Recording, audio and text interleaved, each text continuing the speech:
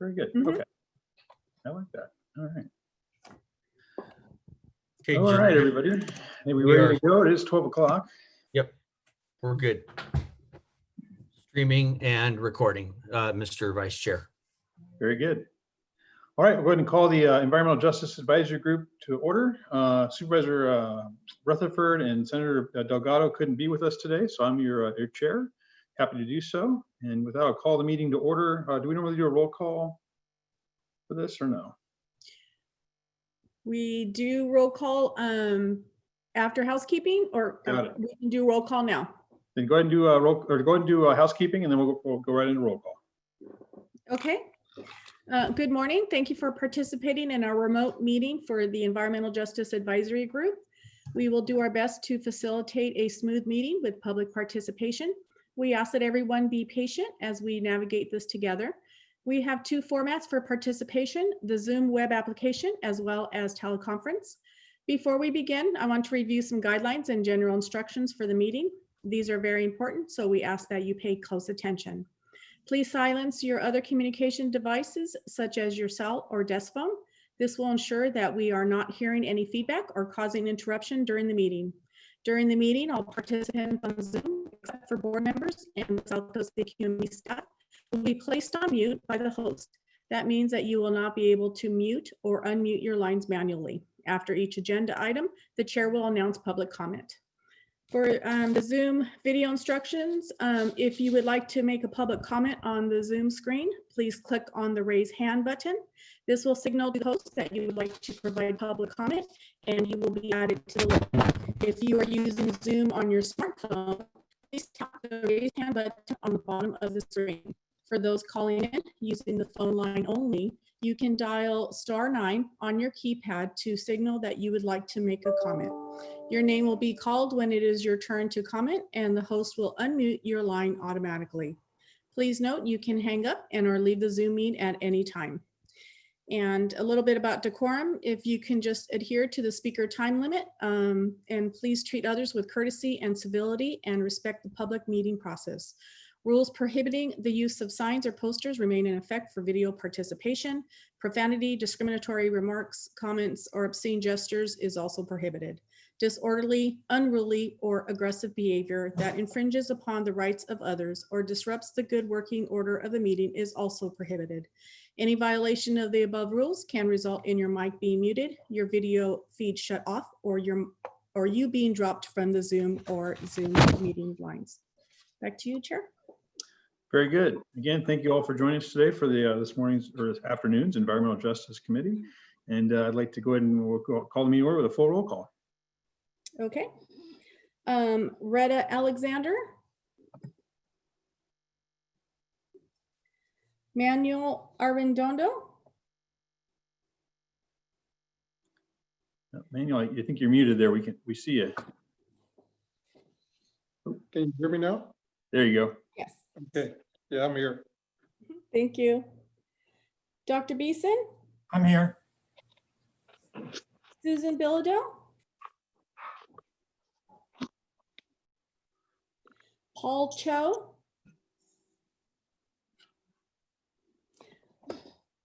Carrie Doi. Dr. El Hassan. Mary Figueroa. Here. Monique Hernandez. Here. Jill Johnston. Here. Humberto Lugo. Hold on. Here. Go. David Here. McNeil. Oh, was Humberto here? Okay. David McNeil. Daniel Morales. Donald Smith. Rafael Yanez. Here. Thank you. And Chair Benoit. I'm here. And just for the record, Senator Delgado and Supervisor Rutherford are absent. Very good. All right, our first item up is the agenda item number 2, the meeting minutes from August 28th. Did anyone have any questions or comments on the minutes? Everyone's had a chance to review them. If anyone would like to go ahead and make a motion to approve the minutes from last meeting. Hi, this is Teresa, Council. Do we have a quorum? Is there a quorum requirement for this body? Would be probably the next question. Yeah, I think it's majority. Jeanette, do we have a quorum? We do not. We were waiting on some other members that did confirm that they were gonna attend, but they have not showed up yet. All right, well, we'll have to go ahead and leave that then for either the next meeting, or if we get a quorum later in the meeting, we can go ahead and come back to that item as well as probably item number 4. Okay, I also just let in 2 more members, so I'm not sure how far off we are on a quorum. It looks like you have 36 participants. There's 8 that would make us at 8 members. And what's our need for quorum? What's I apologize, this is Teresa Barrera. I know that it's majority, but I don't know the total number of members on EJ. We have 15. Okay, so if we have 8, that's a quorum. Does that include, does the 15 include the 3 board members from AQMD? Does not. Wouldn't they be counted towards that quorum count then? Yes, I believe they would. Okay. Yeah, since there are We have voting 9. members. So we need 9 then?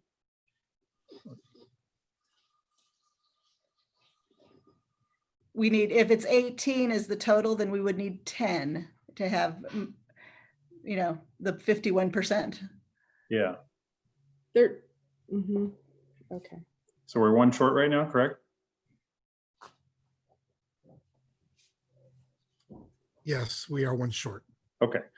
Well, while we're waiting, hopefully for someone else to come in, let's go ahead and move to item number 3, the review of the follow-up and action items. Since there's not a motion required item, let's go ahead and go to that. Elisa? Great. Good morning, everyone. My name is Alicia Lizarraga. I'll be providing an update on 2 of the action items from the August 28th meeting.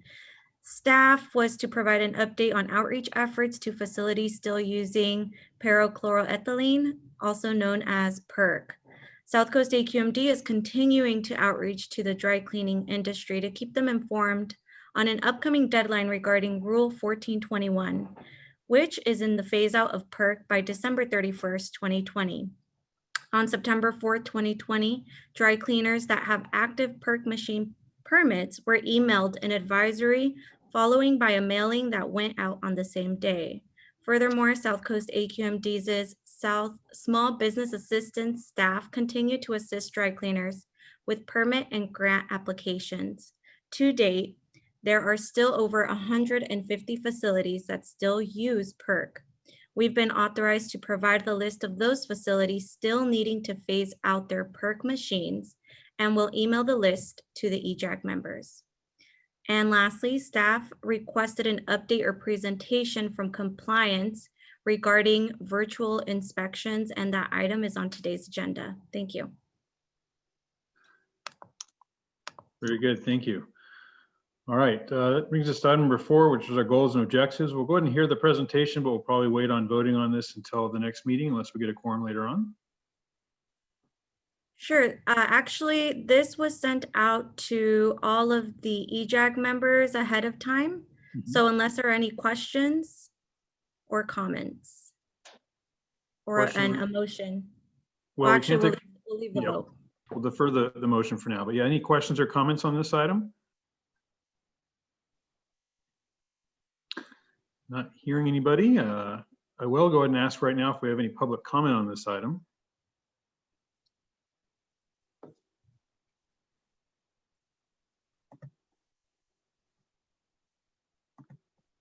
I'm not seeing my full participants list. Hold on here. I don't see Okay. any. Don't see any hands raised. All right, well, we'll leave that for now. And we'll come back to it when we go ahead and gain a quorum. Okay, we'll go ahead and go on to item number 5, the update on the AQMP activities. Sarah Reese. Sarah, go ahead. Great. Good afternoon, everybody. Can you hear me okay? Yep, you sound great. Awesome. So I want to give you an update on where we are with some AQMP activities. You'll see we have quite a bit going on. Again, my name is Sarah Reese. I'm an Assistant Deputy Executive Officer at the district, and part of my duties is working on the AQMP, which is our blueprints to how we're going to attain federal ambient air quality standards. Next slide, please. So there's 4 key components I'm going to talk about today. A lot of work going on, and it's a lot of material. So I'm going to try to be succinct, but I will pause after every section to see if I can have if there's any questions. And then at the end, of course, I'll be happy to answer questions as well. So first I'll talk about, give an update on where we are with implementing the 2016 Air Quality Management Plan. I'll then talk about our attainment plan for attaining the PM 2.5 standard in the South Coast Air Basin. I'll talk about the plan in the Coachella Valley for ozone, and then I'll talk about at the end what we're doing in terms of developing our 2022 AQMP. Next slide, please. So first, let's start with the 2016 AQMP. Next slide. Just as a way of reminder, back in March of 2017, the South Coast AQMD Governing Board approved this plan. And this is a plan that is aimed at addressing multiple national ambient air quality standards. So these are the federal air standards by which the EPA has established a sort of safe levels of air quality.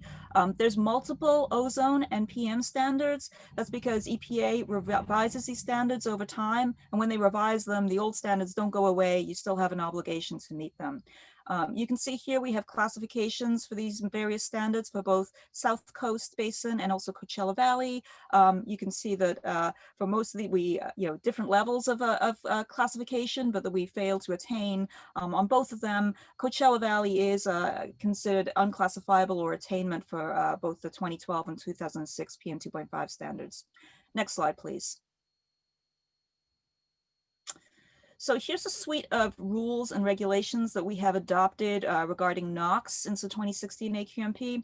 So that 2016 plan, it had a variety of control measures into it, and those control measures are associated with different rules that we effectively committed to revising to get those emission reductions. So you can see we've been busy. There's a whole suite of rules that we have developed, not just on stationary sources. We also have in here what we call a facility-based mobile source measure. This was an MOU where we had an agreement with the 5 major airports in our area to develop clean air action plans and adopt emissions that way. So we're making good progress in terms of the rules that we need to develop there. Next slide, please. On VOC and PM, again, we've several rules that we've adopted, for various coatings, for flyers, and then also on wood burning devices, we had an amendment this past year to add an additional control measure. Next slide, please. Now, CARB also has a piece in terms of regulations of what we need. The majority of our ozone problems and also PM is due to NOx emissions, and most of that is coming from mobile sources, which is an area that CARB has primary regulatory authority along with the federal government. And so CARB has been developing their rules as well. Most recently this year, we've had the Advanced Clean Trucks regulation, their heavy duty omnibus regulation, and then their regulation on controlling emissions from ocean-going vessels at berth. And those 3 should give us some fairly significant emission reductions. Next slide. So with that, I'll take any questions on the 2016 AQMP implementation, and then move on to the next one. Are there any questions? I see Raphael's hand up. Raphael? I did, thanks. Can you go back to slide 11, please?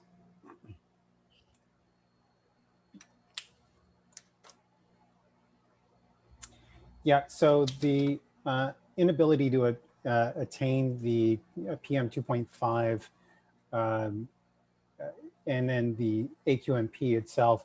So just leaving the technical advisory group meeting for the AB 617, there was a presentation there by the group or by AQMD in regards to data not included, which is a huge community concern within the Coachella Valley, which is this illegal burn, and then the emissions off the Salton Sea that we've, that they highlighted that was not in the air quality management district's overall estimation of exposure. And so, excuse me, given the seriousness of, the effects of PM 2.5 on the human body, it's a real concern for me as a fellow environmentalist, and as well as a concern, excuse me, I'm sorry, because there's no estimations. And so this is something that could be estimated by AQMD by simply having past data, because I'm going to mute myself and I'm going to clear my throat real quick. Excuse me. It's nice that we have that option right now. Yeah, sorry about that. My goodness. I just took medication, so, weird things are happening. Anyways, so the concern is that AQMD, I believe, should be estimating based on the illegal reported fires and agricultural burning that's going on throughout the Coachella Valley. And from that could estimate the amount of PM 2.5 particulates from that. Now, while there's a lot of wildfires and whatnot that AQMD kind of throws into some sort of the equation, these are very specific concerns that were brought by the Coachella Valley community. And so by obtaining reports from the local fire departments, an estimation could be obtained even after the fact. And then over the course of several months and years of accumulated data, a projection could be obtained from that. So that way they know what they're being exposed to. And then also not included is the emissions from the Salton Sea, which are also of great importance because, they're being hugely negatively impacted by this. And so that's also of concern because as we know, due to whether it be policy measures by the local government, ag runoff with all this pesticides and whatnot, and then the climate change, the Salton Sea is drying up, and the increased levels of wind and as another gentleman pointed out in the earlier meeting, because of thermal changes, the wind speeds are increasing and thereby bringing a lot more dust into the community. So it's important that we address, or at least AQMD address those concerns and incorporate them into the AQMP going forward. Again, they're able to look at estimations and projections. And so we should be doing that because, this is, the example that I gave at the last meeting was in the Midwest decades ago, there was the Great Dust Bowl.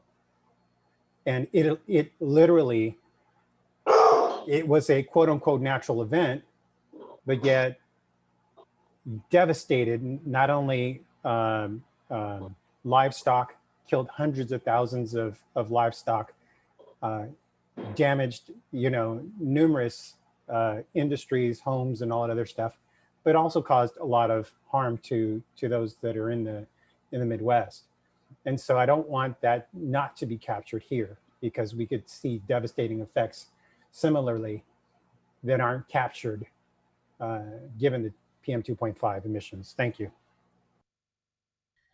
Thank you. Thanks, Raphael. Really appreciate your comment and concern. And I think that's something we definitely share as well, because what we do for air quality planning doesn't mean, even if we're able to take smoke from wildfires, for example, or smoke from even from illegal burning and classify that as an exceptional event, it doesn't mean that there's not health impacts associated with that and that we need to be able to take measures. I know that we are concerned about windblown dust events in the Salton Sea area. My background before coming to the district was actually working in Washington State, where we dealt with a lot of windblown dust events, a lot of dry land farming up there, and a lot of problems. But, so we do take that seriously, and it's something that we look at, even if it might not be part of longer term planning for EPA. We are concerned about those health effects and would look at them. Thank you. Very good. Good questions. Anyone else want to speak to this item before we go on to the next one?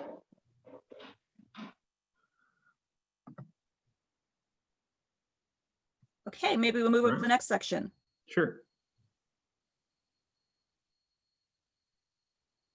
Okay, so now I'm going to talk about our PM 2.5 standard and the plan to attain the 2006 24-hour standard in the South Coast Air Basin. Next slide, please.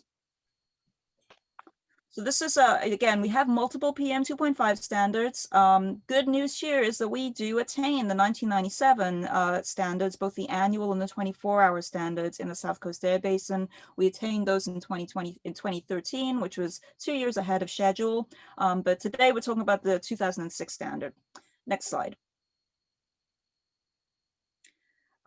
The mark by which we figure out whether we've attained a standard, we look at something called a design value. And that's a statistic looking at monitoring data. It's the 3-year average of the annual 98th percentile of concentrations at those monitors. So for a given monitor, a 98th percentile reading, it depends on the sampling frequency. If you're sampling every day, the 98th percentile is the 8th highest reading.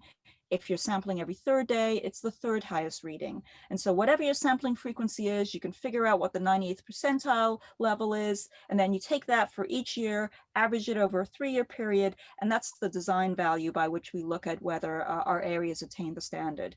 For all of the monitors in our region, it's the highest monitor that counts in terms of design value. So we call that the design site. Next slide, please.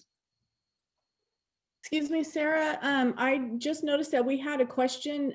It was actually in our chat. There wasn't a hand raised. Would this be an appropriate time to ask a question? Because it's in regards to the 2016. Okay. So sure, go ahead. Okay. The question is from Mark Abramowitz, and it's the 2016 AQMP included mission reductions by providing incentives. The amount of incentives needed was $1 billion per year. How much has the district provided in incentives so far? It's a great question, Mark. So, we went over this when we were had to go through and develop our contingency plan for EPA at the end of this year, where we finally had to kind of fill the quote unquote black box by which we were relying on the further deployment of cleaner technology and incentive programs that would finance that. And we expect over the next 4 years that we'll raise an additional $800 million that will be used for cleaner technologies and to deploy those. But that still is pretty short of where we need to be, as you point out. We are looking at the federal government and asking the federal government to take some leadership, as the majority of the emission reductions we need are from federal sources, meaning they're the trucks, the ships, the locomotives, the airplanes that are subject to federal regulation, not CARB regulation, and certainly not South Coast regulation. So that there is still a gap. We're working on it, and we're continue to seek additional incentive funding where we can, but we also need the federal government to step up and take some leadership too.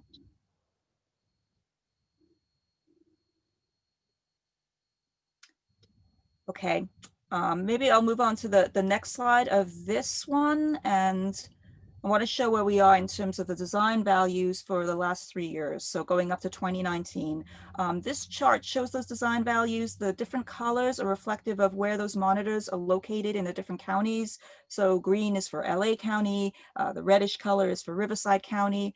And you can see here that most of our monitors, the design values are below the standard for the 24-hour standard, but we do have, we are above in Compton and we are above in Mira Loma. Next slide, please. If I take out the 2017 data, we show that we're all below the standard. So Miraloma is close, it's right up on the line, but it is below the standard. Everybody else is pretty far below the standard. So it shows that if we were able to kind of get rid of that 2017 year that was high, that we would actually attain the standard. Next slide. Historically, we have a good story here. It shows very drastic reduction in PM 2.5 concentration over the years. And now this also shows which sites are the design sites for the basin, so those highest sites. Historically, it's been Miraloma, a little San Bernardino as well, but it's really been the Miraloma site. But what we see in 2017 and 2018, 2017, it was Miraloma and Compton was at high, and then in 2018 and 2019, Compton was actually the design site. When we look at year 2020 data to date, it's back to Miraloma again. And granted, 2020 isn't over yet, and we still have 2 months where we would expect high PM 2.5 levels, but it still looks pretty good for us. Next slide, please. So again, we have a success story in that we've been able to reduce our concentrations of PM 2.5 by over half. But based on the design value for the 2017 to 2019 year, we did not attain the standard by the date that we were required to, which was December 31st, 2019. And we exceeded both of the Miraloma and the Compton sites for that. You know, Compton has historically been the driver of our air quality issues on PM, but we did have those hits with Compton in years 2017, 2018, and 2019. And the reason for that, it was all boiled down to 3 data points. We had 3 high episodes in January 1st and then in late December 2017 for Compton. We honestly don't know what happened there. It could be anything from someone built a bonfire next to the monitor to some fireworks. I will say that we haven't seen those levels before 2017 and haven't seen them since. So we really think it was kind of a fluke where we had 3 high data points that kind of threw everything off for Compton. Next slide, please. Looking at the progress that we've had in Miraloma, this is a site that's impacted by both directly emitted PM from local sources, as well as secondary PM. So that's the PM that is formed in the atmosphere. We can see that now Miraloma is very close to attainment.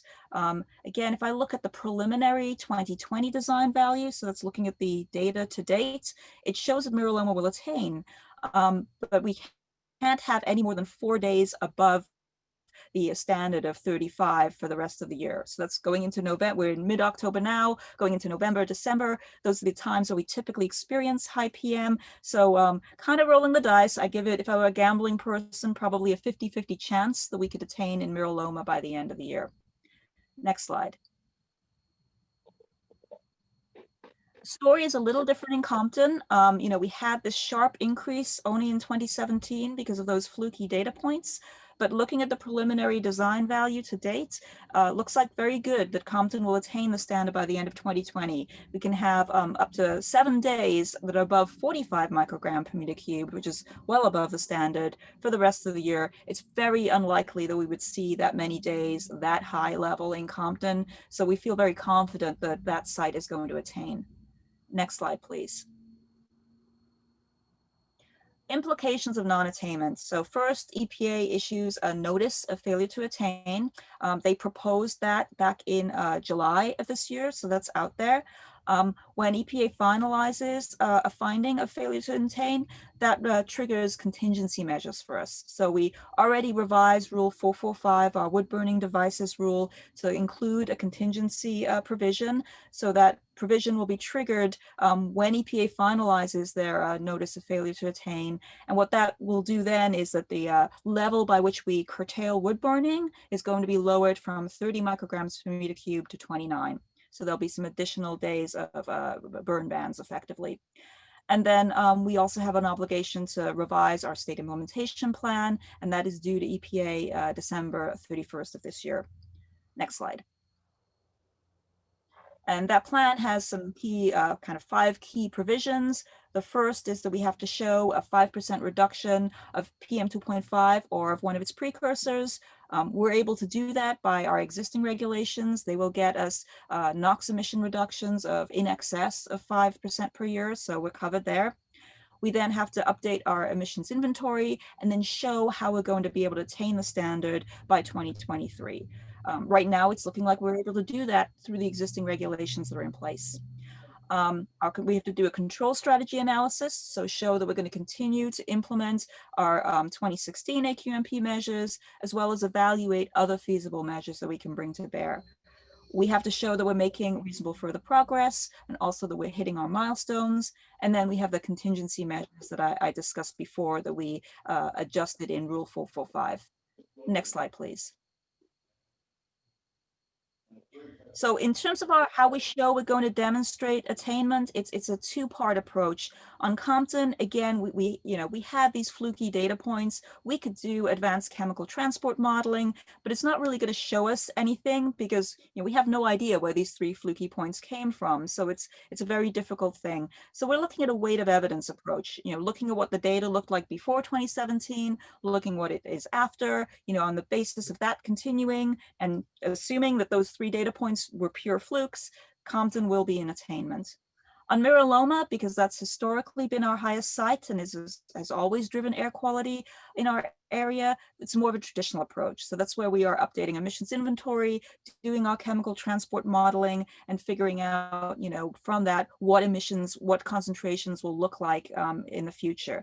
And our preliminary analysis looks like we will attain just with our baseline emissions. So just the regulations that are currently on the books. Additional regulations that we adopt provide more of a cushion. So we feel that very strongly that we'll be able to attain by that. Next slide, please. In terms of our path forward, we do have that obligation to submit the plan to EPA by the end of this year. And so we are proceeding with doing that. Again, I would give us about a 50-50 chance of the sites being clean by the end of the year. If that happens, the plan is moot. We'll have done a bunch of work, but it's not required, but that's okay. And then if it happens, we would work with EPA for a clean data determination that would then show that we are able to meet the standard. Next slide, please. We have begun this process, so we've had a bit of public process where we've gone to mobile source committee and also have some advisory groups that we've presented to. We have a draft plan that's out there and have had regional public hearings back earlier in October, and we'll be bringing this to our board for consideration in the winter, later this month. Next slide, please. So with that, maybe I'll pause and see if I have any questions on the South Coast PM plan.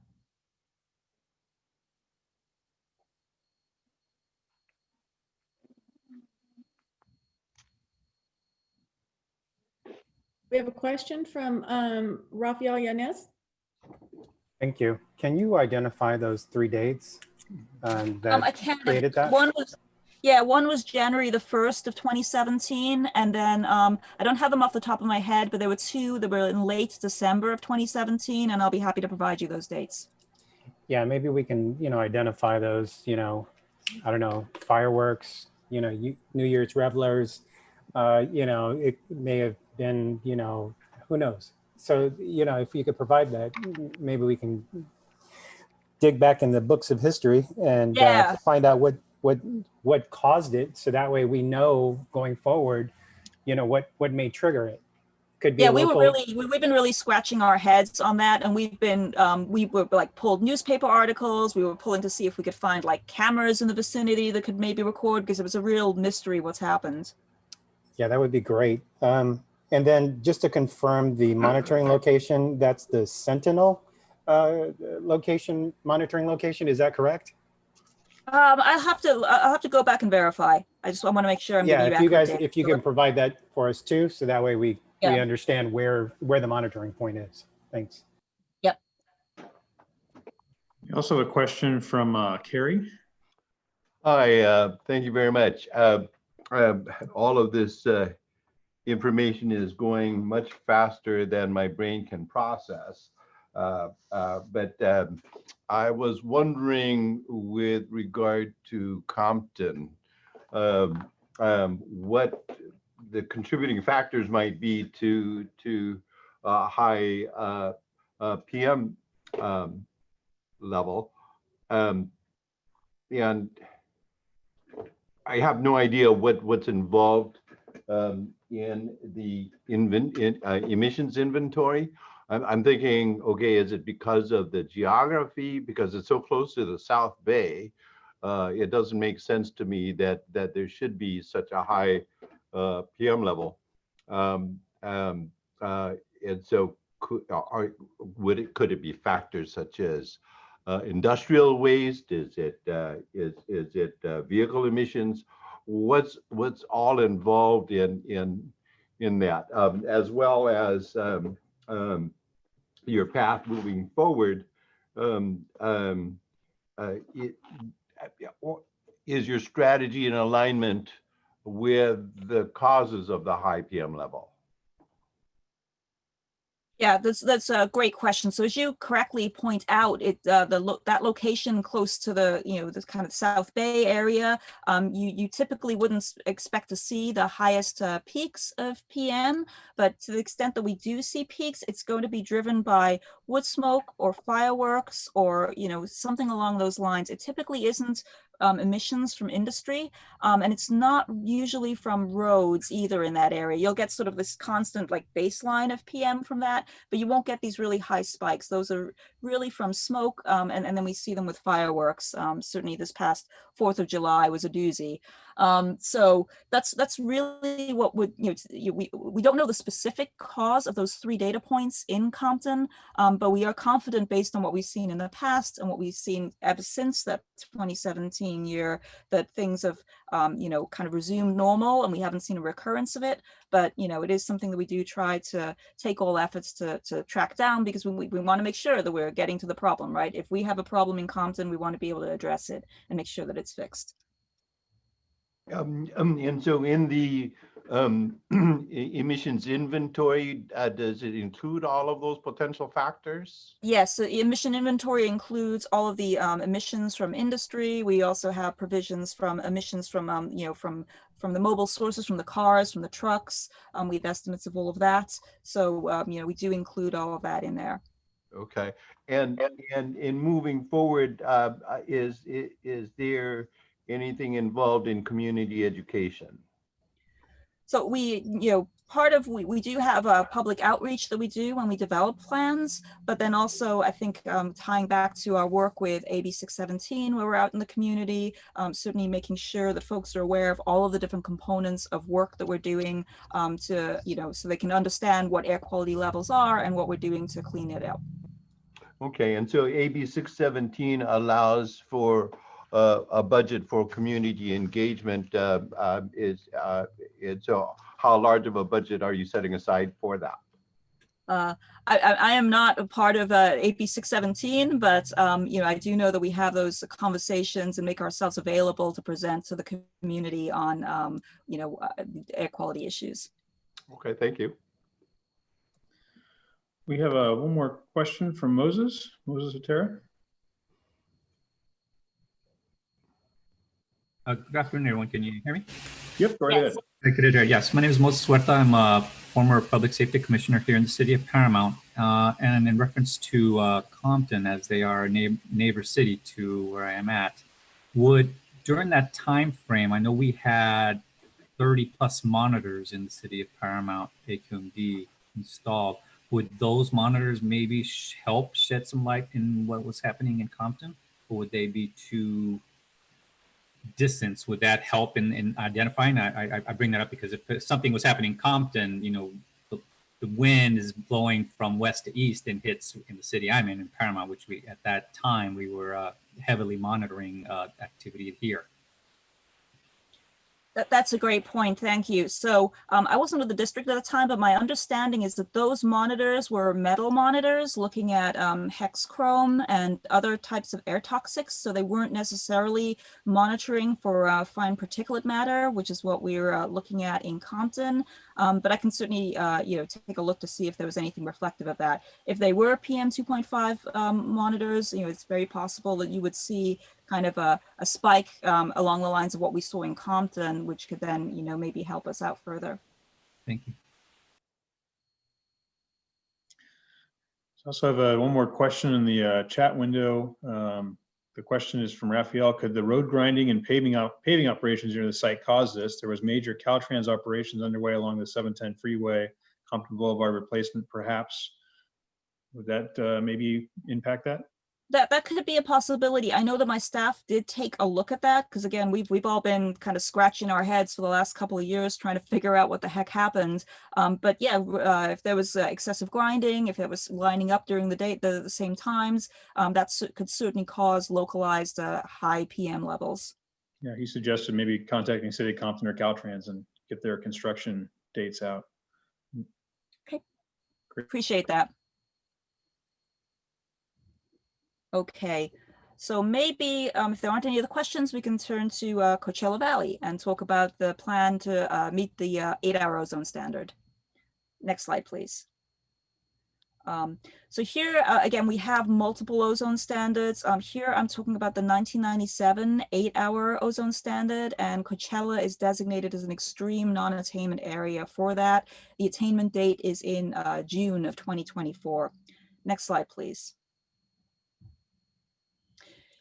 So this just shows the ozone trends in Coachella. Again, this is a good story because we're seeing that we've had fairly dramatic decreases in ozone concentration over time.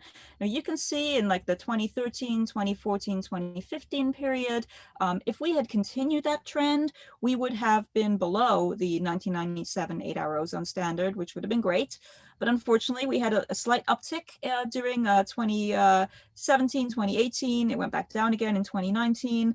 You know, this feels to us that it's more weather related. We had a stretch of very warm days, very dry days, very stagnant conditions, which was sort of ideal for ozone formation. So we're trending down again back now, but you know, it's the bottom line is we did not attain the standard by that time. Next slide.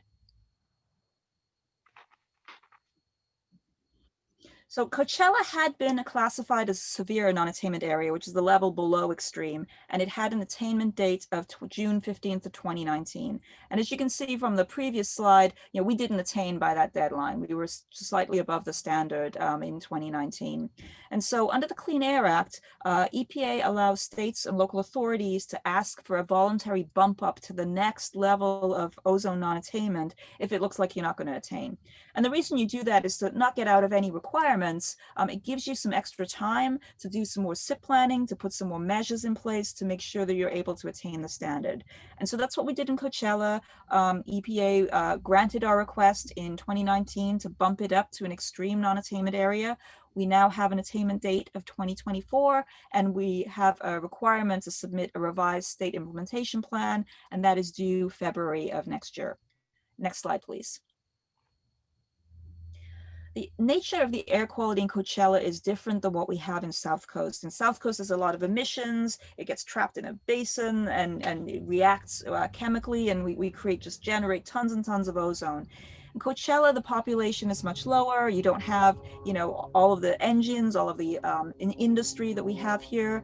And so what happens is the ozone that's generated in South Coast, that's transported. It blows over to the Coachella Valley. And then the precursor emissions that cause ozone, so NOx, VOCs, those also blow over to the Coachella Valley, and then they react over in Coachella. So it's kind of this 1-2 punch of emissions coming over from the South Coast Air Basin that's blowing over to Coachella and causing the high levels of ozone there. Next slide, please. Now, again, we can see that the number of exceedant days, this is another way that we look at ozone trends. A good story, it has been coming down very dramatically. You know, we don't get exceedances of the 1-hour ozone standard anymore. And the 8-hour standard, the number of exceedances have come down dramatically as well. Next slide. This is what we model that the design values are going to look like at the 2 monitoring stations that we have in Coachella. So that's located in Palm Springs and in Indio. And just based on our existing rules on the books, it looks like we will be attaining the standards in 2023. We actually think we're going to attain by 2022, but just to be safe, we go by 2023, which is our commitment to EPA. Next slide, please. So again, we do expect that we're going to attain just by the rules and regulations that we already have on the books, and that any additional regulations that we adopt, they provide another cushion, a guarantee that we'll be able to meet that standard. You know, So, and I mentioned before, we do think that we're going to attain earlier, but we kind of keep our 2023, as that's the deadline with EPA, as our safety. Next slide, please. Here are the components of the plan that we have to submit to EPA. It looks similar to what I discussed on the PM 2.5 plan in South Coast. You have an emission inventory that you need to do. You need to show how you're going to attain the standard. You have to go through a control strategy analysis where we commit to continued implementation of the plans in the 2016 AQMP, as well as look at additional reasonably available control technologies and reasonable available control measures. You have to show that you're making progress. Here we also have a change in our major source thresholds. So the thresholds by which you classify a facility as a major source. Now, if it used to be if you emitted greater than 25 tons per year of NOx or VOC, now if it's greater than 10 ton per year of NOx and VOC. And in Coachella, that brings in 2 additional facilities. And then also contingency measures are required. Next slide, please. We've already started work on this and had the public process. So we presented to the East Coachella Valley AB 617 Community Steering Committee. We've also had meetings, discussed this at our AQMP advisory group, and continue to go through our public process. Most recently, we're at our Mobile Source Committee, or we'll be at our Mobile Source Committee in November to talk about this, and then submitting this to our board for consideration on December 4th. Next slide. So with that, I'll answer any questions on Coachella and ozone. Any questions on that section? Not seeing, oh, got one hand up. Raphael, yes, go ahead, Raphael. Sorry, I feel like I'm, the only one participating here. Oh, I love this, Raphael. This is my favorite topic. Right on. So again, I just need clarification here. So is South Coast Air Quality Management District, given the record number of fires and the extent to which, because my phone has been blowing up daily with all these unhealthful ozone and PM alerts throughout the entire year, because, we're constantly having fires. And of course, it blows, we wait for it to blow to the Coachella Valley. And we have clearer days, unfortunately. But and I know with the hot days that we've had a record number of hot days. 2020 has to be clearly one of these banner years, which will spike. The question is now, is AQMD including those wildfire data into this report that goes to the EPA? And if not, then I'd strongly advise to include this plus the illegal burnings and all that other stuff which contribute to the ozone, because if we don't, then we're just masking and hiding the problem, and that's the last thing any of the communities really need, especially this one, because this is the most hardest hit and most impoverished Sure. of the various counties. And so yeah, go ahead. So I will say that in terms of this, if we were to take out data like high levels that were attributable to wildfire, I'm like, that's a process that we have to, we would have to discuss this in the plan, but B, we have to go through and apply to EPA to have those data considered as exceptional events. And so it's actually a fairly extensive process we have to go through with modeling to show that, the high level of ozone was only caused by the wildfire. It was only the emissions from wildfire that was causing that. It's a pretty arduous process to go through. Illegal burning is actually in a different category. And I used to work at EPA, so I could speak to this. EPA likely wouldn't consider an illegal burn to be an exceptional event. So that if we have a lot of those days that were where the monitoring data was high because of an illegal burn, that's probably something we would not be able to take out. But EPA has control over that, and they do require that we have a discussion and write up of those kind of causes. You're absolutely right. The 2020, I don't know if I would classify it as a banner year. It has been a terrible year for ozone. And, I've frankly never seen anything quite like this. So, we will have a lot on our hands. I do believe, and we've taken some preliminary looks that, the majority of exceedances have been weather related. It's been because we've had these super hot days, we've had super stagnant conditions, and it's just like the ideal environment for cooking ozone. But that said, we've also had some pretty epic wildfire, and that will also contribute to ozone exceedances. But I'm hoping and praying for a change in the administration, of course, and hopefully increased funding back and reestablishment really of the EPA, because they've been dismantled again, as they are it seemingly periodically. But in any case, I'm hoping for the squeaky wheel will get the oil, and that's what I don't want to miss. When the new administration comes in and there is more focus on environmental issues, squeaky wheel will get the wheel and the grease, but we don't want to miss that opportunity by having any compromised data. And so if it's categorized in extreme, I just want to make sure it's incorporated into the management plan. Thank you.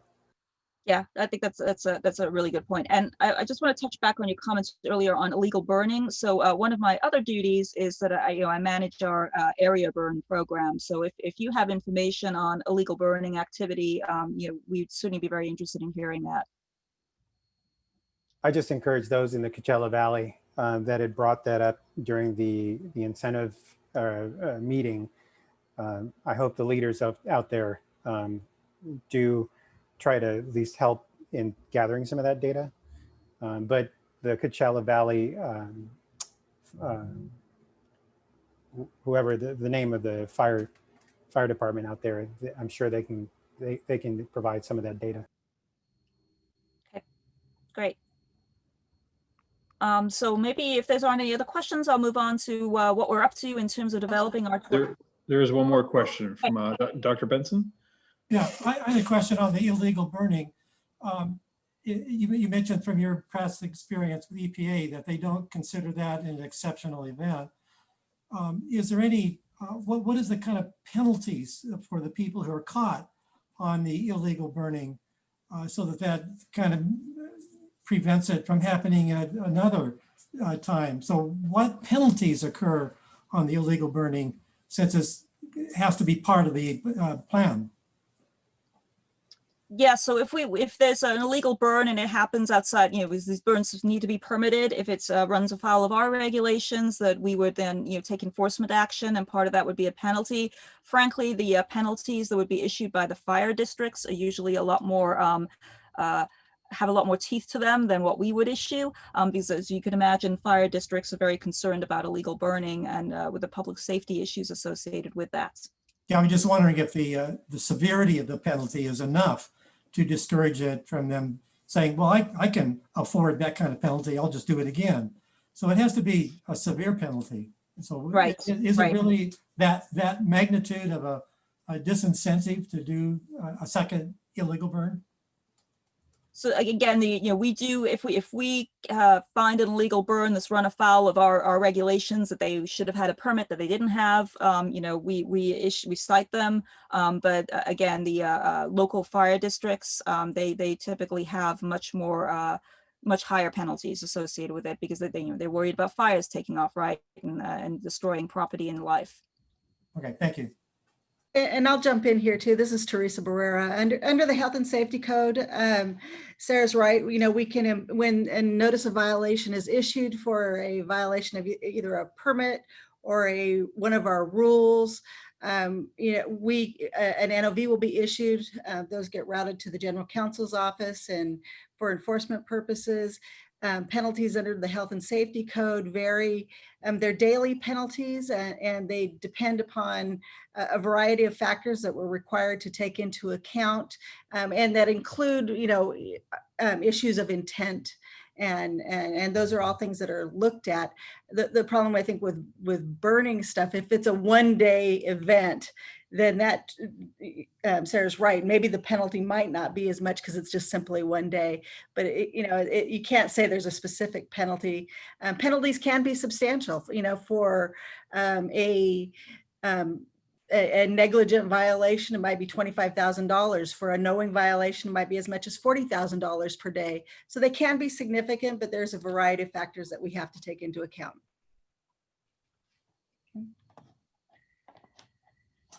Very good. Any other questions? All right, Sarah, we'll go ahead and move on to the next section. Moving on, 2022 AQMP plan. So next slide, please. So here we're looking at the 2015 8-hour ozone standard. So the last plan we did was in 2016.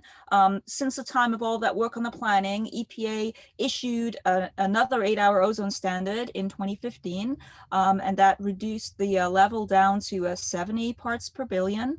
And that's according to their view of what was protective of human health and environment. And so both the South Coast and the Coachella Valley failed to attain that standard.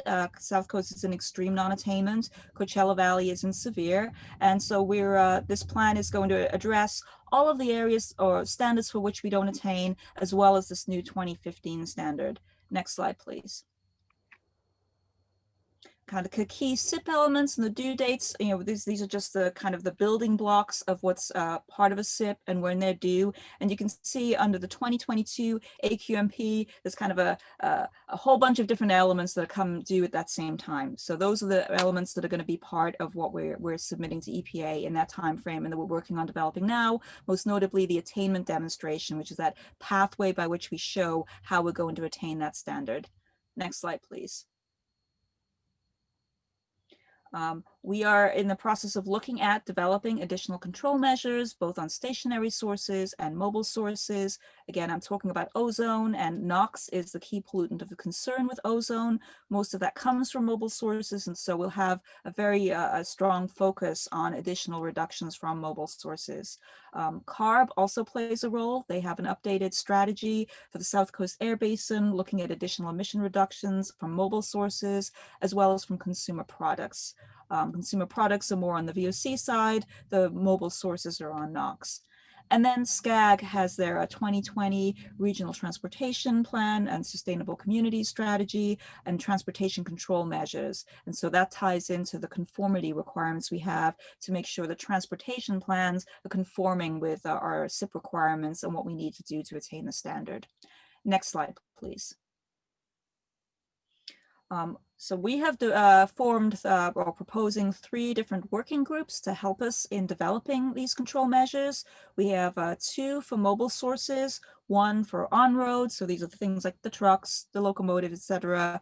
We're looking at off-road, so construction equipment, and then residential and commercial buildings. Planning on meeting bi-monthly, convening in November and meeting through October. And hopefully we can have participation by anybody who is interested in working with us on that. Next slide, please.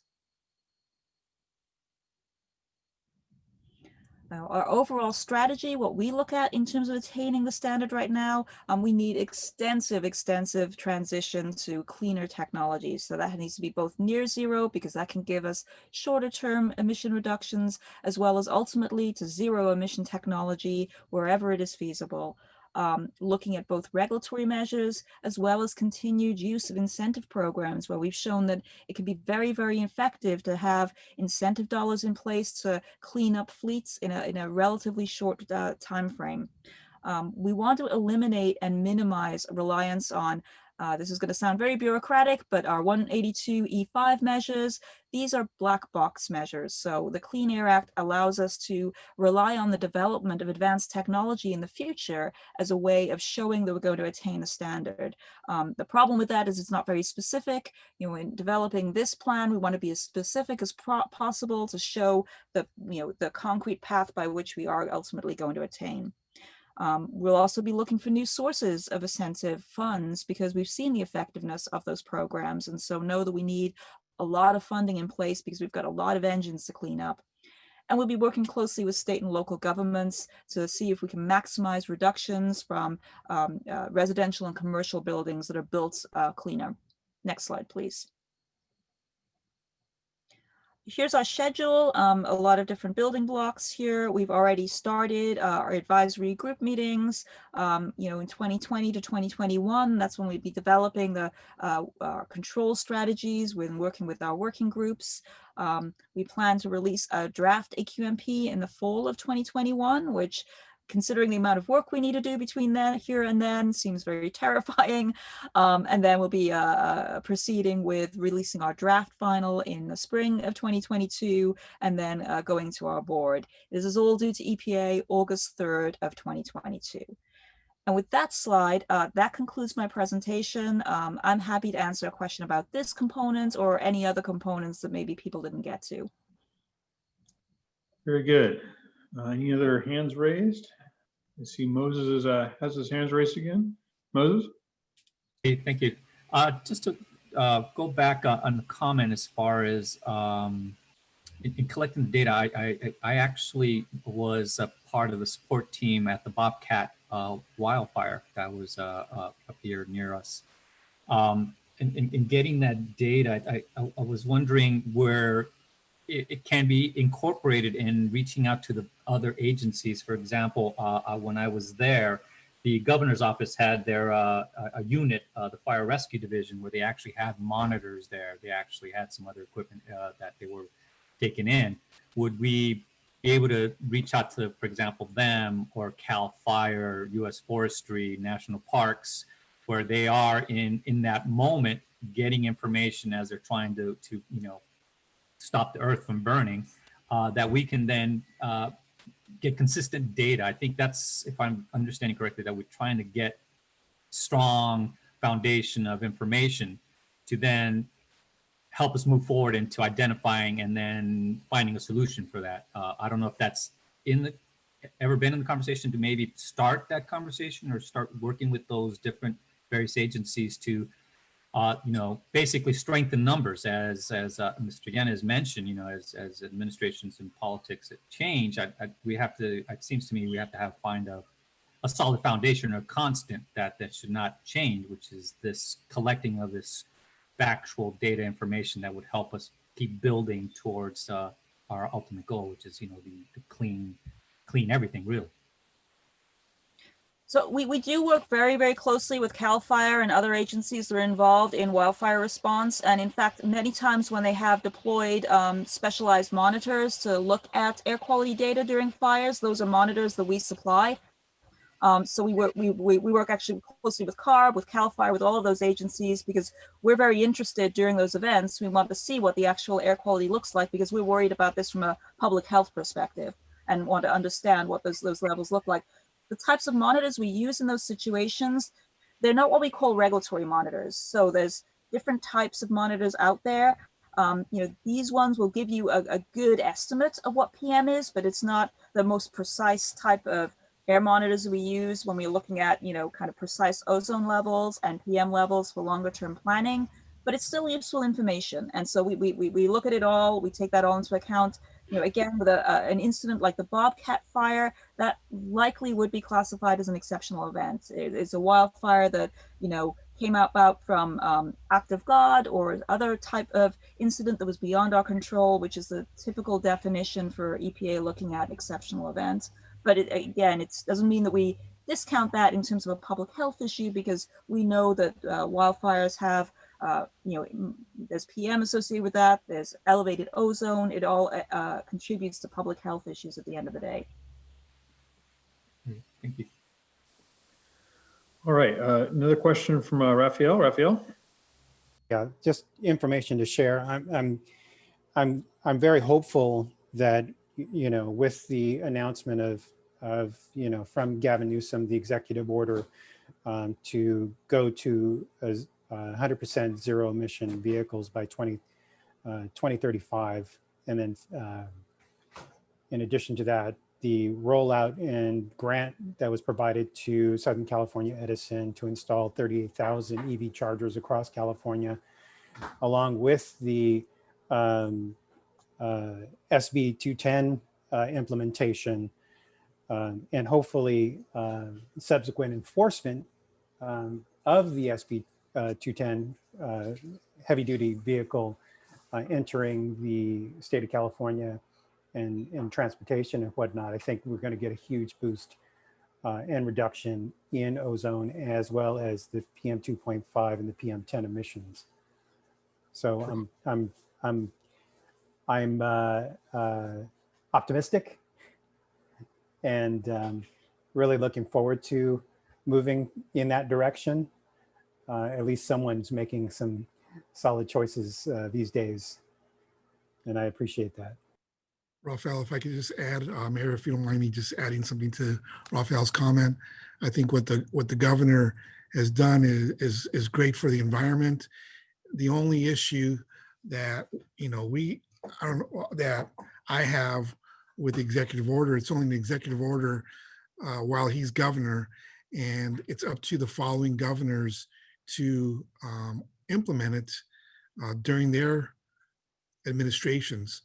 What would really help is if, and hopefully they will do it, is they will introduce legislation to mandate it, because then it's a law versus an executive order which could be rescinded at any time. Agreed, totally agreed.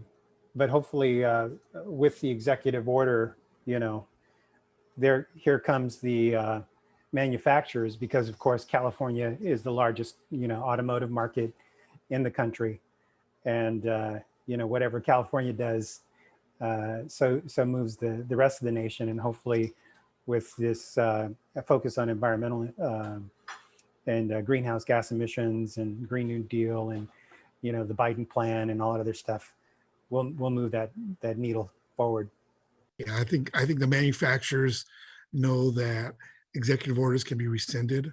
So I think it'd be much more helpful if it was in legislation, then they would definitely know that, hey, this is law and California's got to implement it, versus an executive order that, says that. I mean, it's interesting. It's 2035 is the first date, but he's only in office for 8 years, and it'd be helpful if it becomes state law, much more helpful. And like I said, the manufacturers would definitely jump on it. So Derek, do you know if there's a way to maybe push the legislators to enact some of this through maybe something that the district can do and kind of nudge forward, along with in addition to CARB? Of course, CARB is the main driver here, and maybe they can do some lobbying on our behalf. So I think it would take a coalition, not just here at the district, but it's something that especially the districts that are in non-attainment for different things.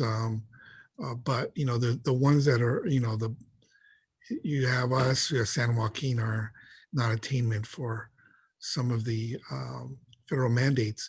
But I think it would take a coalition of air districts as well as CARB and other entities, both environmental and the manufacturers would be helpful if they want to obviously transition to manufacturing those types of engines. But it's going to take more than just us. It's going to take the will of the governor to carry that lift, but also the legislature to pass it so the governor can sign it. Spark turns into a fire and it spreads. Indeed it does. All right, very good. We had one other question in the chat window. It looks like it was answered. So hopefully we can get that email to her. Councilmember Benoit? Yes? We do have a quorum now, so that's what I was about to get to. Yep. Yeah. All right, so we do have a quorum now. Supervisor Rutherford has joined us. Thank you. And so if we could, we'll go back to item number 2, the approval of the August 28th minutes. So is there anyone that has a question on the minutes? And if not, I will take a motion. I'll move that they be accepted. Thank you, Dr. Benson. This is Kerry Joy, I'll second. All right, the second goes to Carrie. All right, with that, we'll do a roll call vote, please.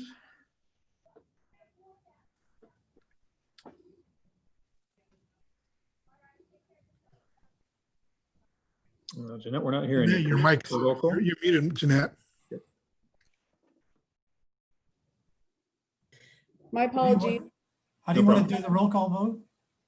Yep, so she's going to start that right now. Oh, Manuel Arredondo, Aye. Dr. Beeson, aye. Carrie Doy, Aye. Dr. Al-Hassan. Must have left. Mary Figueroa, Aye. Monique Hernandez, Aye. Jill Johnston, Aye. Humberto Lugo.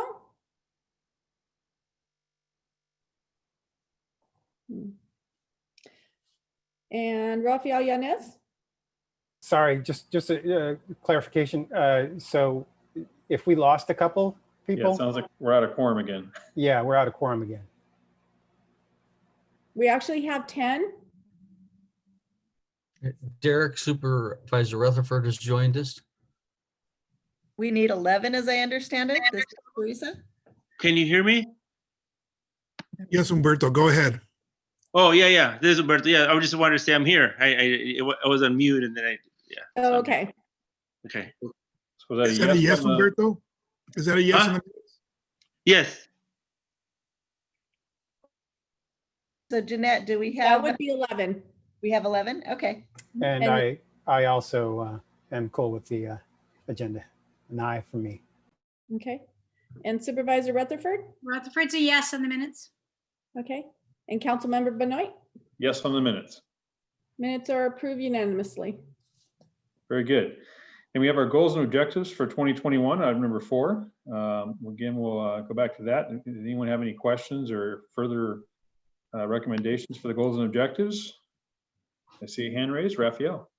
Yes, thank you. So in light of the Exide battery development, I think Exide should be placed back on our agenda for 2021. That's going to be of utmost importance going forward in addressing some of the concerns, especially as we move forward with the state taking over the property and managing the entire operation. We definitely need AQMD involvement, and then this group really paying close attention to what's going on here, because clearly there was a gamble on the part of CARB.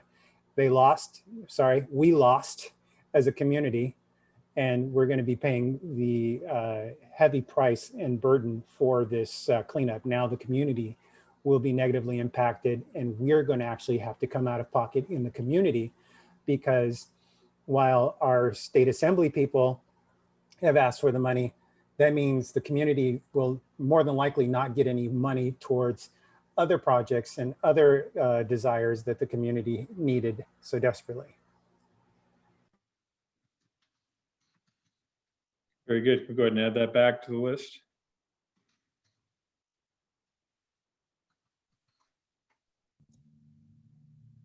Yeah, we'll update the goals and objectives, and we'll send it out once we approve it by adding on Exide. Okay, Thank you. very good. Any other questions or thoughts on the list? If not, Raphael, do you want to make that a motion to go ahead and add that and make that the further list? Yes, I motion for this addition and change to the goals and objective for 2021 to add Exide battery on the list as part of one of our goals. Very good. And I'll go ahead and second that. If we can go ahead and do a roll call. I'm going to jump in for a minute just because this is Teresa again. I saw that Monique was saying she was signing out, and I'm worried that we've lost our quorum again. That's why I was asking if we could quickly get to the roll call. Okay. Well, Monique left, so. You did leave, okay. Mhm. Let me give her a quick call and see if I can get her to jump back on real quick. Hi, this is Jill. In addition to building on what Raphael said around Exide, could we also broaden it to just battery smelters so we can include Comeco as well? why don't we do this? Why don't we just go ahead and add both the names rather than go lead smelters? Why don't we just say Exide and Cometco? Okay, thank Sounds you. good.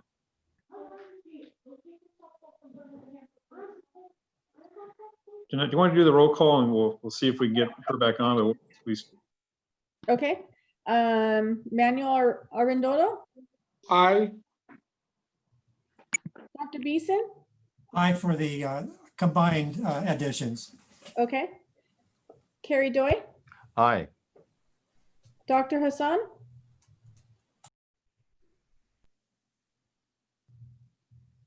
Just a couple more seconds and he's she'll on jump mute. back on. Okay. Dr. Al Hassan.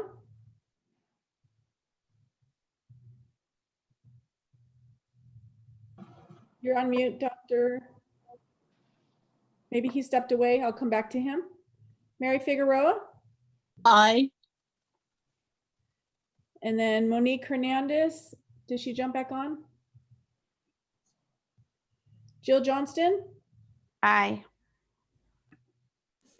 Humberto Lugo, Aye. Rafael Yanez, Aye. Supervisor Rutherford, Aye. Councilmember Benoit. Aye. Okay, so Dr. El Hassan and Monique would be the two that would make the quorum. Monique is just being moved over right now to the panelists, so hopefully Monique can go ahead and unmute and we can get your vote. Yes, aye. Great, thank you for coming back. And then Thank but you, Monique. We appreciate it. Welcome. Thank you. was Dr. Hassan's not able to unmute? Hey, can you unmute him from your point of view? I just did. Dr. Hafif El Hassan, can you hear us? Okay, well, we'll go ahead and hold the vote open and we'll go ahead and go on to the next item. And Dr. Hassan, whenever you can go ahead and let us know, you can, maybe we'll do a message in the chat. Maybe he's monitoring that too, but let's go ahead and move on to the next. Mayor Benoit? Yes? Mayor Benoit, can I suggest something? Why don't we have him raise his hand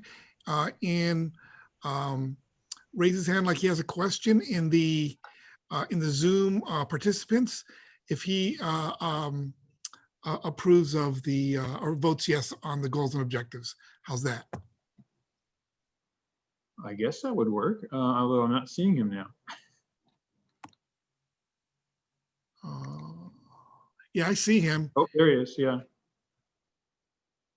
But he's still muted. My Yeah, guess is, if he could raise his hand or just say yes in the chat. yeah, my guess is he might have stepped away for the moment. That's why I figured we leave it open and go ahead and go on to the virtual Or he might have inspections. he might have computer problems. Yeah. Okay. All right, well, we'll try him again after we go through the next item. So we'll go ahead and go on to virtual inspections under Remy. Go ahead. Hi, everyone. Good afternoon. Afternoon. My name is Pavan Rami. I'm a staff specialist with the Office of Compliance and Enforcement, and I'm going to be talking to you about virtual inspections today. A little bit about myself. I've been with the district since 2015. I started here as an air quality inspector. I've worked in both the industrial and refinery teams, and in 2019, I joined the admin unit of compliance and enforcement as a staff specialist, and I've been working on a variety of programs, one of the main ones being AB 617. So today, I'm happy to talk to you about virtual inspections. Thank you. Let me start with our jurisdiction. So we have, as you all likely know, we cover an area of about 10,000 square miles. It's 4 counties, Los Angeles, Orange County, and portions of San Bernardino and Riverside County, and 17 million people live in this area. So our inspection staff directly regulate the air that 17 million people breathe. We do this primarily through our authority over stationary sources. That would be your refineries, power plants, down to auto body shops and dry cleaners, everything in between. And then we have some limited authority over mobile sources, such as an idling truck, that came up in a few of the AB 617 communities. And then we also have some authority over portable equipment, which I'll be touching on today. Next slide, please. So COVID-19, you know, this virtual remote inspections, we actually tried to develop them in the past, and the program didn't take off, partly due to limitations on technology at the time. And with COVID-19, technology has improved quite a bit. We see the rise of telework and of telecommunications platforms quite a bit. And so on March 12th, the South Coast AQMD initiated a continuity of operations plan in response to the pandemic, and all staff were instructed to telework, including our field staff. And so even though they are teleworking, our staff are certified as essential critical infrastructure employees. So we wanted to make sure that we had strategies to maintain a strong field presence, even with the the public health guidelines of social distancing and with the stay-at-home order. And so that led us to remote and virtual inspections. Next slide, please. So that brings us to remote inspections. I want to point out that the title of the presentation was virtual inspection, and here you see remote inspection. One of the main reasons for that would be that the inspection, when we designed this program, we wanted to ensure that it was equivalent to what a real in-person inspection would be. And so we really look at it like a remote inspection. It's a full inspection just from a different location. Next slide, please. So these remote inspections are a great way to maintain our inspection goals through the stay-at-home orders. And like I said earlier, when we design these inspections, we want to ensure that the inspection is, to the greatest extent possible, equivalent to what an in-person inspection would be. And we'll use any technology to assist and make sure that we can meet that goal. We're always looking for new ways to implement technology, and so the remote inspections really work quite well for that. Next slide, please. The CARB PERP program, PERP stands for Portable Equipment Renewal Registration Program, and this program is quite well suited to do remote inspections. Part of the reason for that is the program does not require that you see the piece of equipment in operation at the time, and you can still do a full compliant inspection even if the equipment is not operating. And also, within the regulation itself, it allows for prearranged inspections, and that is because quite often you'll have facilities that own the equipment and might just rent it out. They don't actually operate the equipment themselves. And so, there's a little bit of flexibility written into the law that the inspector and the facility can prearrange when to conduct the inspection. So when a facility receives a new or renewed PERP registration, they will submit an inspection request to the assigned home district. In this case, that would be South Coast AQMD, within 45 days of receiving it. And then the inspector and the facility will agree on a date and time and a location. In this case, that would be virtually, to meet and conduct the inspection. Next slide, please.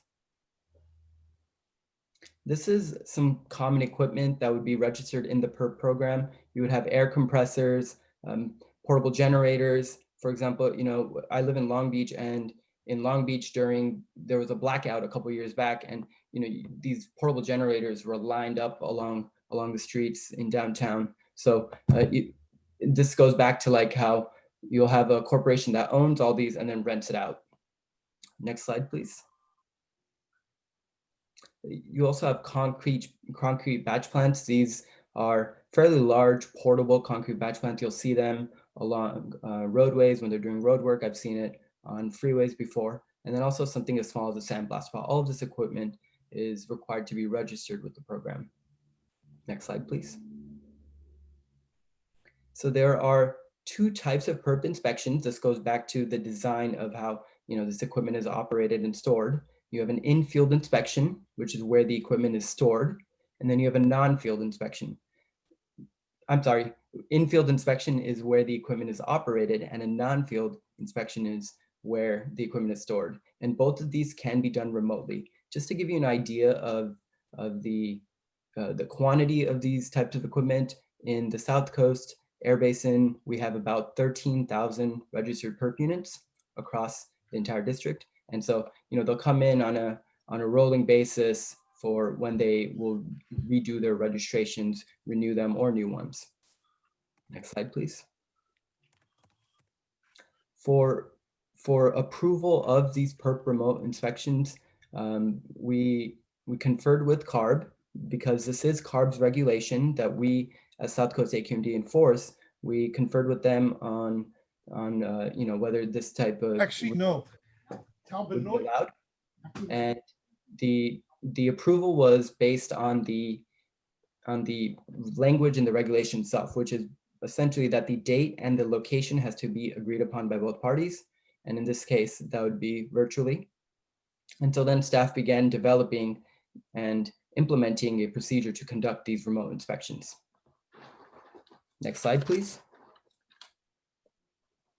So the inspection itself, when a facility submits an inspection request after receiving a new or renewed registration, the inspector will then contact the facility to arrange a time and a date, and they'll agree upon a time and date that works for them. And the inspector will then work with the facility on identifying whatever platform works for them to conduct the inspection. This could be Skype, could be Zoom. All of our staff have iPhones, so it could also be FaceTime. We really want to make sure that we work with the facilities to figure out what works for them. And even if they have issues with downloading the application, we'll try to make sure that we can really reach out and ensure that this inspection is conducted. Next slide, please.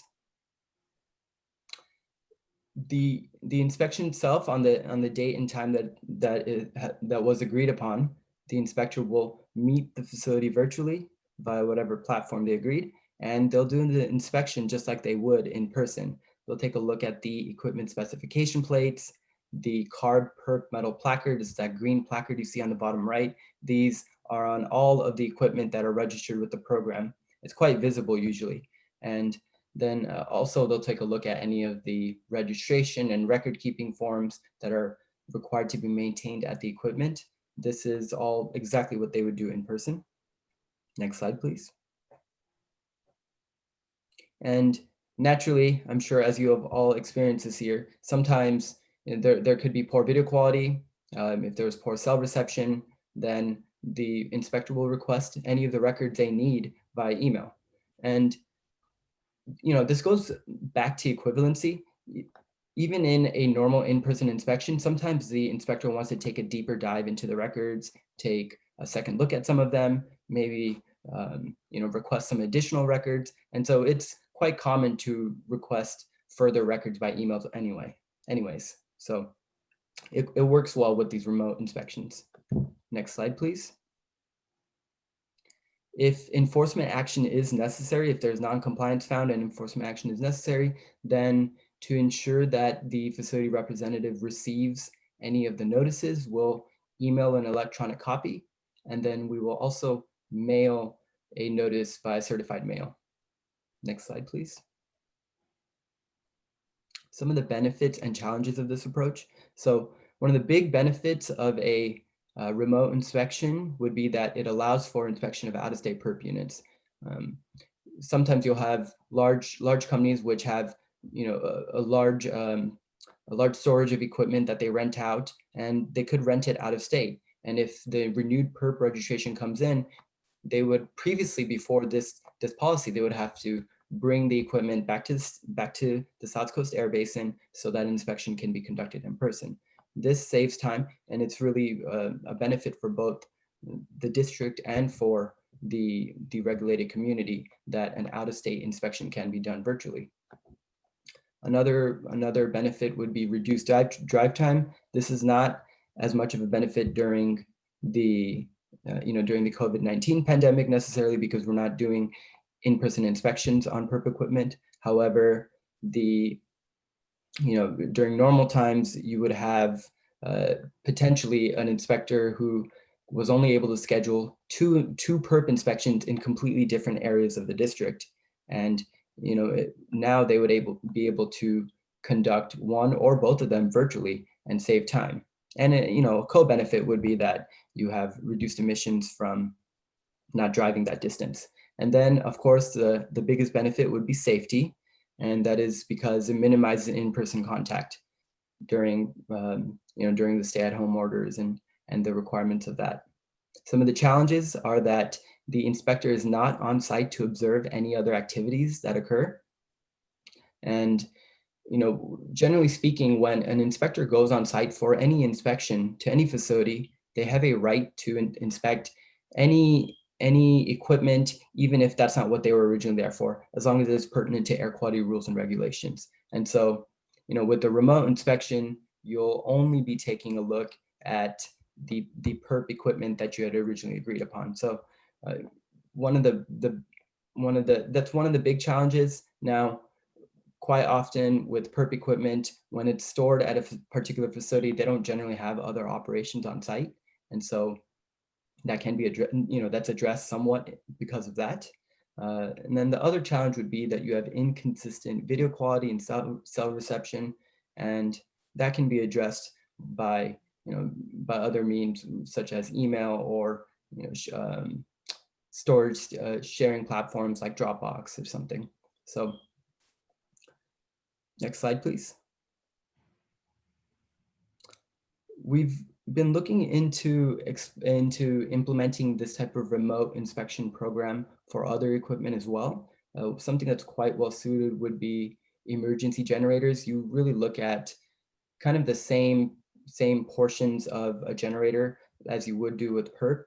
For example, you look at the hour meter, specification plates, similar type of records. And so this is something that we're considering. However, we have to keep in mind, again, that that goal of equivalency, because sometimes a facility that has a generator on site might also have other manufacturing components or other operations which cannot be done remotely. And so if we do implement a strategy for emergency generators, it would be focused on facilities that have just a generator and not a high likelihood of having other equipment that would need to be inspected. Next slide, please. That is the end of my presentation. Thank you for your time today, and happy to take any questions. Very good. Any questions on this item or public comments?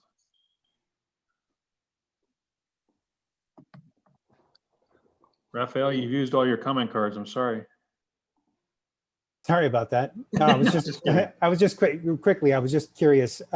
So when did AQMD take over inspections for the CARB PERT program? Because I do recall calling CARB, I think, a while back. Was that a recent move?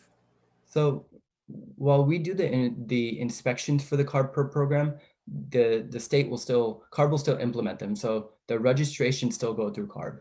So it's kind of like we do the enforcement aspect, but the renewal program, our staff work quite closely with CARB staff to check on registrations and verify compliance with these facilities. So it's a little bit of both. Taking over inspections, I know that we've done them since I began at the district, and it might be for quite some time. I'm not 100% sure about when we started.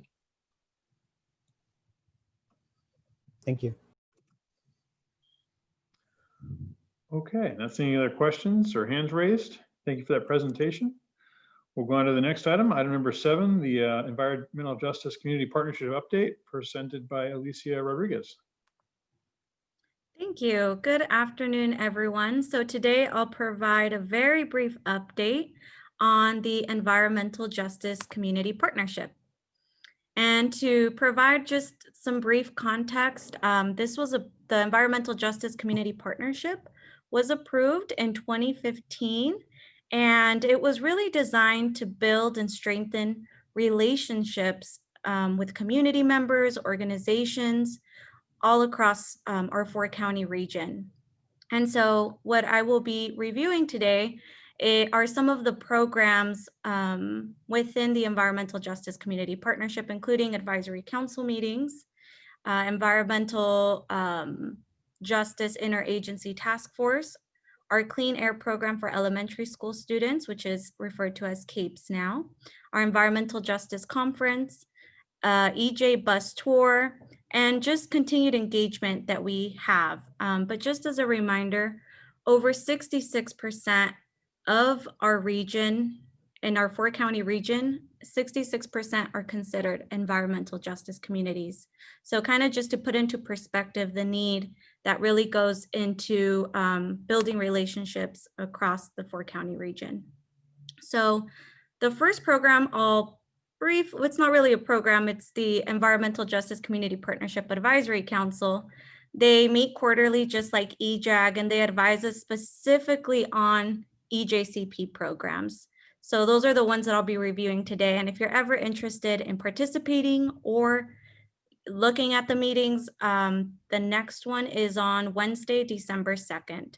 And really our participating members represent mostly community-based organizations, but we do have other folks represented as well. The next program that we are working on and we piloted in 2019 is the Interagency Task Force. And I believe Rafael participates in our task force meetings. If you're interested in attending, the next meeting is on Wednesday, November 2nd. But really this task force convened after a series of summits in 2017 and 2018, where we had both government and community around the table really discussing what issues were found across all 4 counties. And so from those summits, a lot of community and agencies really wanted to meet more frequently and really develop goals and objectives to streamline complaints across the region. So just to give you an example, some of our participating organizations include Pacoima Beautiful, City of LA Sanitation, 211 LA, California Safe Schools. And one of the really exciting goals that we're accomplishing and we're releasing in the upcoming few weeks is a detailed who to call guide across LA County on who to contact if you're encountering an issue. And so that really has been in the works for a while, and it's organized in a way that is easy for the community to find who to contact if they're experiencing any issues. So we'll release that soon and make sure that all of the EJAG members participating in the meeting have access to that. The next program is really exciting. It's the Clean Air Program for elementary school students. And this program in particular, I may have presented on it in the past as the Clean Air Ranger Education Program, but we have used this time with distance learning and being at home to really refocus the program and build it in a way that really excites elementary school students to be clean air heroes. So we're really going with that theme, and we're currently expanding the program. As you may have heard from previous meetings, we are developing a work plan. We're creating videos for the students across the 4 counties and trying to see how we can make it fully virtual and also develop a way for all the students to have access to it, because it's such a great program. And one of the great features is that although we're distance learning, we'll still provide the schools an opportunity for staff to go and interact with the students via Zoom, since most of the students are via Zoom or Google Classroom. So we'll go in and if they like after they watch the video. So we're currently in the works to implement that program beginning next year, 2021. So be on the lookout for that. Another really great thing is that in 2019, when we piloted, we reached over 2,000 students. And so one of the students that we went to was in San Bernardino, called North Vermont Elementary School. And they had, we went there and we provided an assembly. And after we left, the students developed a clean air patrol club. And so less than a month ago, we were invited to return and speak to the Clean Air Patrol Club for the second year.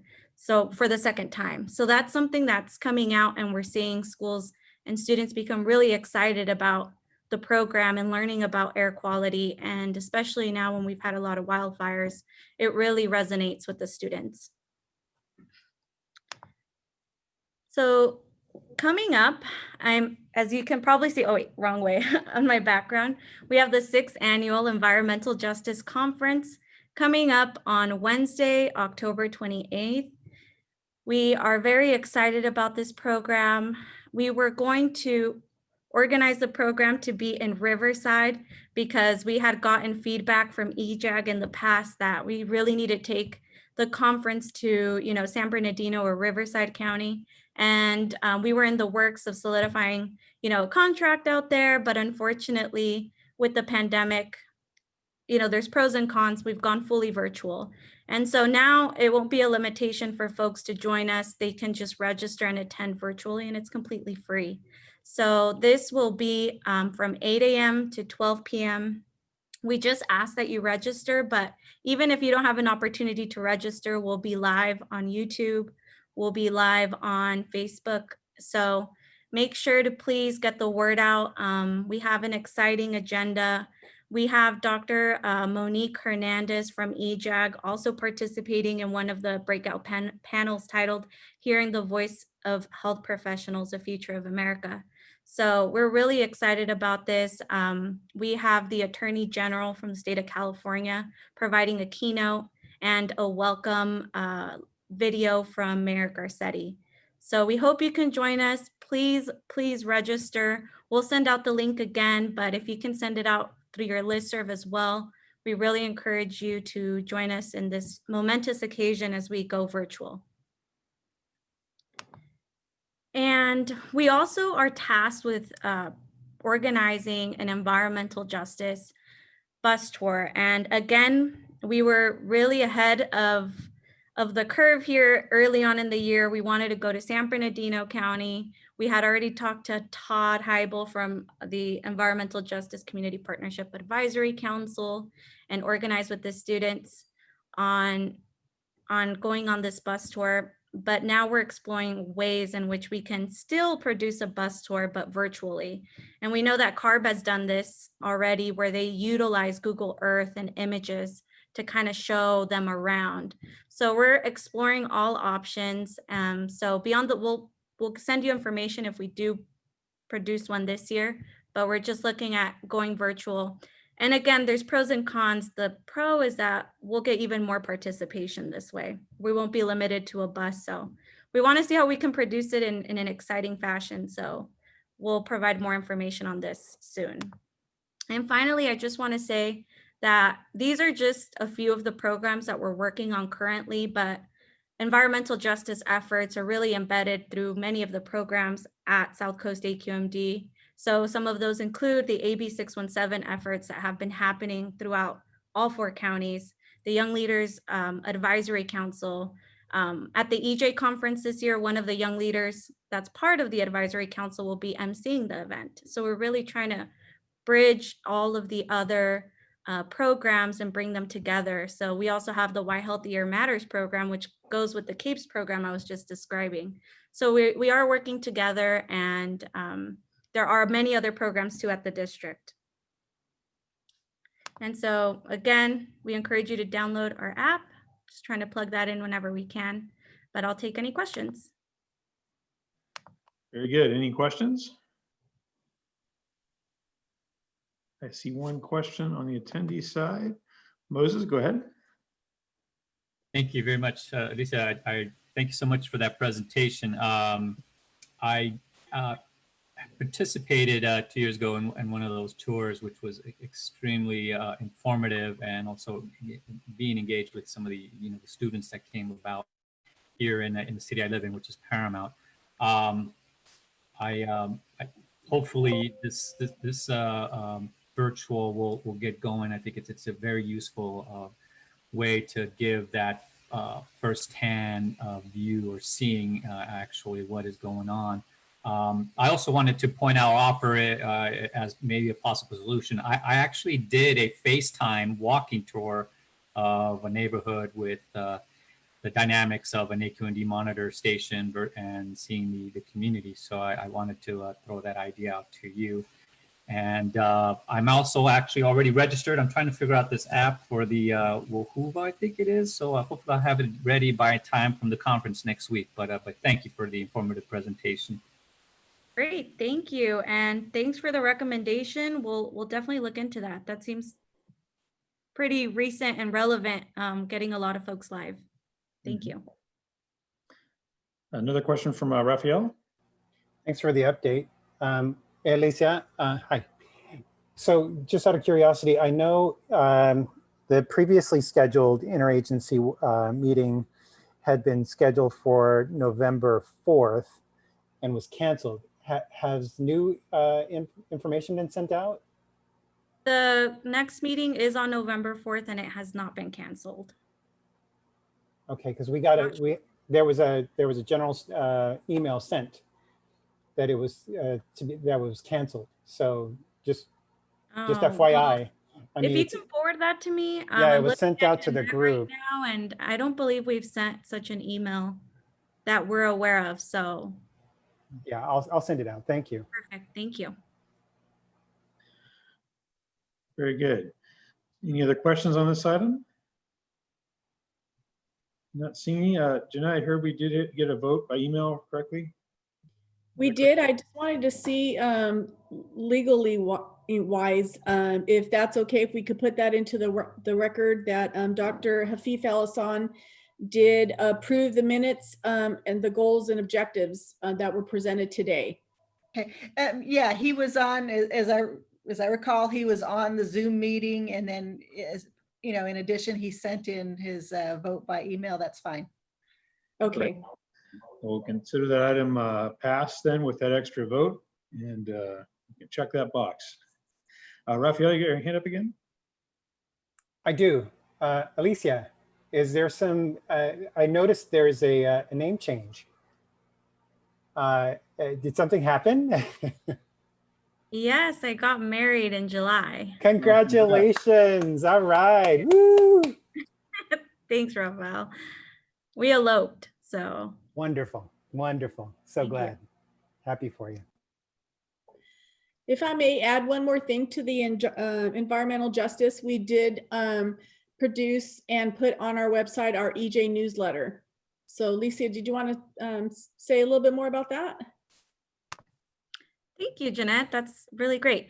So we just sent out our first ever EJ newsletter to our EJ contacts throughout all four counties, but we'll definitely share those links with you all. And if you're interested in subscribing, just email us back with the word newsletter and we'll add you to the list. But please check it out. And if you have any recommendations, let me know as well. Thank you. Very good. All right, that brings us to item number 8, member updates. Anyone have any member updates? Not seeing any hands go up there. Any other business? Oh, sorry, Mary Figueroa. Mary. Thank you.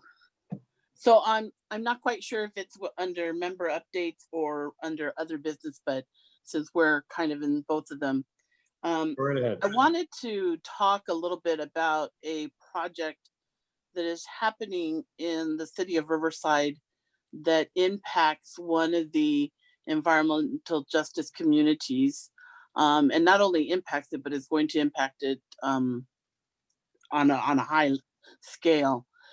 I know that the organization tends to stay in contact with cities and governments in order to indicate to them what kind of developments should not go in particular areas.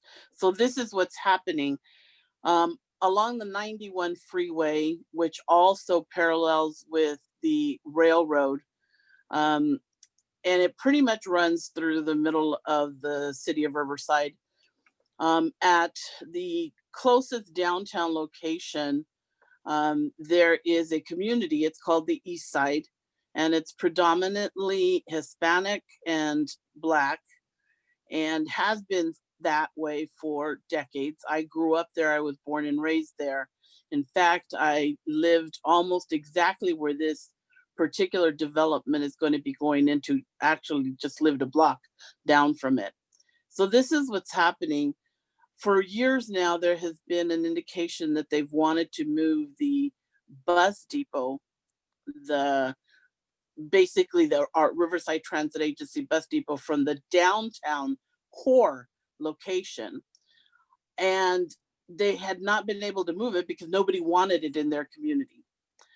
Well, eventually now, all of a sudden, there's this huge development that is now going to be going into the current Metrolink station. Now, the Metrolink station is sitting at 14th and Vine, basically. And what it is it's where the Metrolink railroad system basically goes through and stops, and people get in, on and off there. And there's a parking access on the side of the freeway, basically.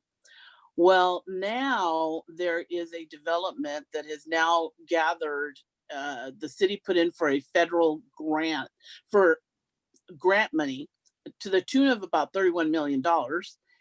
And they are now going to develop a additional railroad line in that particular area to be able to stop, but they don't have the parking space available. So now what they have done is that they have identified about 3.5 blocks that sit within the community of the East Side to develop over 500 parking spaces and a bus bay to the tune of about 18 bus bays. Now that is supposed to be sitting there, and it's not going to be going on the side of the freeway, but it's going to be going on the side of the residential community. So it butts right up next to the residential community. It also sits one block away from a new proposed elementary school that is supposed to be going in on behalf of Riverside Unified School District after 55 years of desegregation and busing of over 1,400 of our students out of that community. I was one of the original students back in the 1960s to actually be bused by the desegregation movement, and they are still busing our children out of that community. So we have fought and fought for this new elementary school, and now when the new elementary school is supposedly going to be going in, now it's going in just a block away from the development. And this development was not known to Riverside Unified School District, according to everything they're telling us. The reason that I'm bringing it up is because partly last night I had some hope because I watched the presidential debate, and one of the items that was brought up, and most of you probably already know, one of the topics that was brought up to the presidential candidates was environmental justice communities. It was actually brought up about what would they end up doing about the impact on communities of brown and Black populations that are overly impacted by some of these decisions. And so that brings me hope in that there's hopefully going to be a continued view on how these situations happen, because yes, we do know that our government officials are the ones that are tasked with making some of these decisions. And yes, we do know that once they make those decisions, there's almost very little that any of the community can do once they, as official elected representatives, make those decisions. And that negates the fact as to whether or not these are issues that still come and impact the community. So I'm hoping that South Coast will take a look at and at least put it on our radar to keep a look at this particular development because the environmental impact reports haven't been done yet. So I'm hoping that as a result of that, we might be able to have some input as to putting something this large, this close to a community, right in the middle of a community, and right next to the railroad tracks, and then right next to the 91 freeway. So if we could maybe keep this on our radar, I would appreciate it. Sure, Mary. I know our air district does track all the EIRs for projects coming through the air district, and I get a report on that regularly. And I'm sure, well, if this one is going to go through that process, I'm sure to be looking at it. Does staff want to follow up with any more on that? This is Teresa Barrera. Generally, by statute, the AQMD does not have any land use authority. But as Mayor Benoit pointed out, or Councilwoman Benoit pointed out, we do comment on CEQA documents, and those are sent to us and go through our agency, and we do comment. Good, thank you very much. And those comments do go a long ways. I'll tell you, when cities get a comment from lots of other groups, they'll probably just quickly return a message and move on. But when they hear a comment from AQMD, and especially if it's comments of great concern, they do pay attention. So thank you for them bringing that up, and we'll be sure to monitor that. Appreciate it. Thank you. All right. Any other business? Well, I'm not seeing any hands. I'll also ask if there's any general public comment from members of the public that have joined us for items not on the agenda. And I'm not seeing any other hands raised or anything else in the chat. And I think with that brings us to our adjournment. Our next meeting will be January 29th, 2021. Boy, thank God we'll be in 2021. All right. With that, we'll take, I see Dr. Lawrence Benson, you have your hand raised? That was going to be my question. When I saw the agenda, it said the next meeting was January 29, but I had a different date on my calendar. So I just want to make sure that it's the 29th. Okay. Dr. Beeson, the reason it lands on the 29th is if you look at the 1st, it lands on that first Friday. And that's usually the board day. And I don't think that they want to be here on New Year's Day. Right. So it pushes all the meetings down to the next Friday. Right. I just had a different date. I just wanted to make sure it wasn't at the 29th. But it's usually the 4th Friday. Okay. Thank you. Very good. All right. Thank you all for joining us today. Have a great weekend. Have a great Thank weekend. you everyone.